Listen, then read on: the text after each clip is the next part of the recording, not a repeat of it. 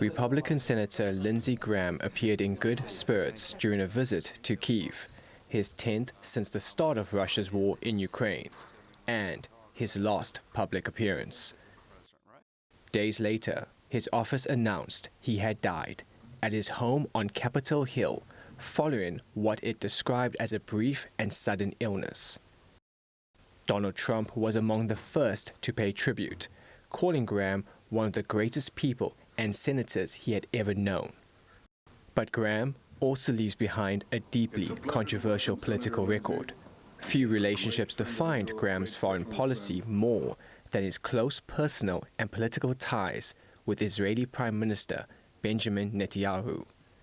A frequent visitor to Israel and unwavering supporter of its government, Graham faced intense backlash over his rhetoric during the war in Gaza. He compared Israel's military campaign to the US atomic bombings of Hiroshima and Nagasaki, saying Israel should do whatever it had to do to survive.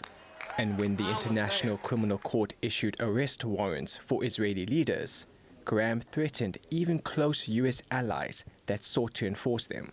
You could be a close ally, Canada, Britain, France, you name it.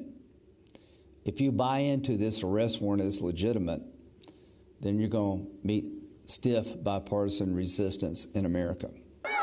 As the humanitarian crisis deepened, international food security experts declared famine in parts of Gaza. But Graham rejected accusations that Israel had used starvation as a method of war. His hawkish foreign policy extended beyond Israel.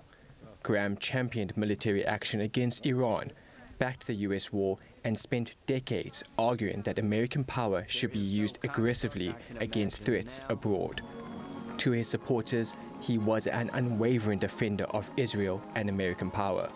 To his critics, his rhetoric on Gaza, attacks on international institutions, and repeated support for military intervention defined the most controversial chapters of his political legacy.